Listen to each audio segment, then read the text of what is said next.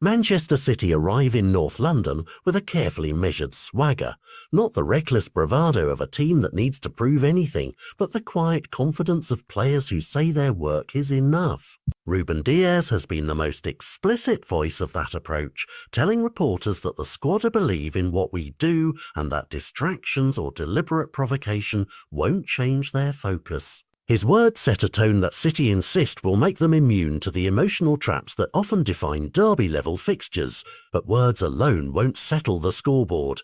This fixture carries a litany of vivid memories that still fuel headlines and social feeds.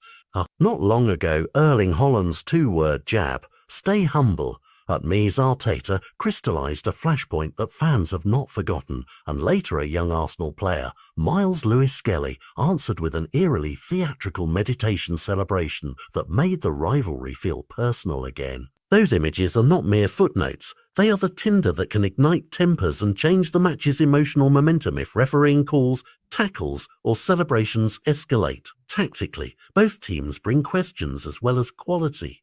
So, City's midweek Champions League win over Napoli showed they can rotate and still dominate. The kind of result that underlines squad depth and clinical finishing. But it also revealed a fragility managers must manage. Rodri.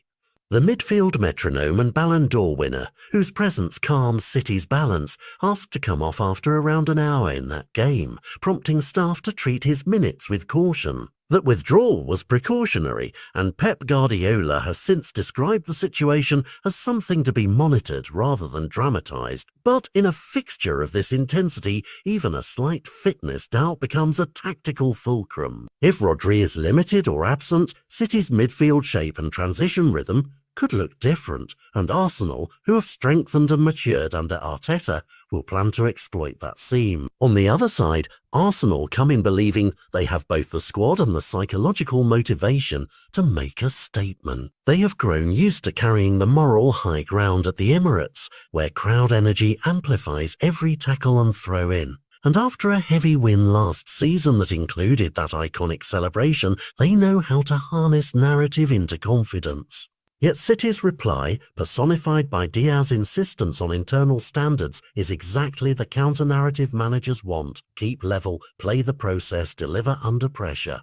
That dynamic, provocation versus process, is the hidden game within the 90 minutes, and it is what turns a routine fixture into a possible title turning point. So what should viewers watch for? First, the midfield battle. Who controls tempo, who forces turnovers, and whether the absence or limited minutes of a single player reshapes the middle of the park. Second, the emotional arc. Early yellow cards, persistent fouling, or a goal celebration could tilt momentum and invite the very mind games City says it won't engage with. Third, the manager's adjustments.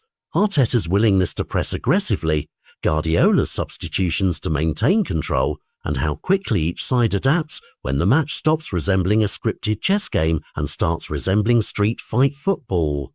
In the end, this is more than narrative theatre. It is a measuring stick. A City victory would underline their resilience and depth.